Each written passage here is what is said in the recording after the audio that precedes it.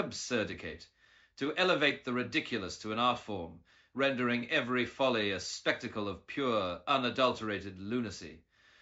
I absurdicate my ambitions. Life's a farce, after all. An dyspeptic, a state of intellectual indigestion in which even the faintest hint of brilliance is curdled by bland mediocrity. I'm as dyspeptic as boiled cabbage, utterly unpalatable. Cipher spigot, a tap that drips cryptic impenetrable wisdom in tiny, frustrating droplets, leaving you more puzzled than enlightened. My words are as clear as mud, unintentionally obtuse. Contrafibularities, the inexplicable and often repugnant inconsistencies observed when trying to combine two completely unrelated subjects, like the noble behavior of frogs with the inanity of political speeches. Combobulations, a clumsy jumble of half-baked notions and misadventures, a veritable circus of spectacular blunders. My life is a series of combobulations, predictably chaotic. Cyniculate, to cloak any hopeful sentiment in layers of cynical gloom, reducing even sunshine to a damp drizzle of disillusionment. I cyniculate every opportunity. Optimism is for fools, evidently. Phrasmotic, overflowing with chaotic flamboyance, like a peacock throwing a tantrum at a state dinner.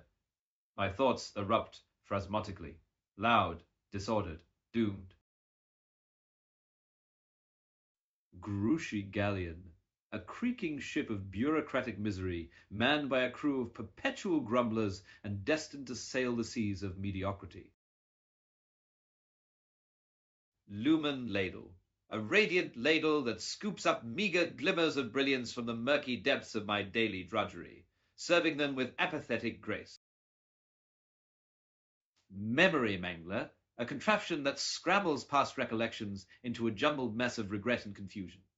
Memories mangled beyond repair. My past is in ruins, just like my future prospects. Pompous porthole, a window into an imagined realm where my inflated ego reflects back as a vast void of insignificance. I peer through my own pompous porthole, only to see emptiness. Sardonic spoon, a utensil that scoops up bitter truths from the stew of life, stirring them with a caustic twist of irony. I stir my regrets with a sardonic spoon, clumsy and flavorless. Satirificate, to transform the mundane into a theatrical display of ridicule, as if life were a farce written in the margins of history.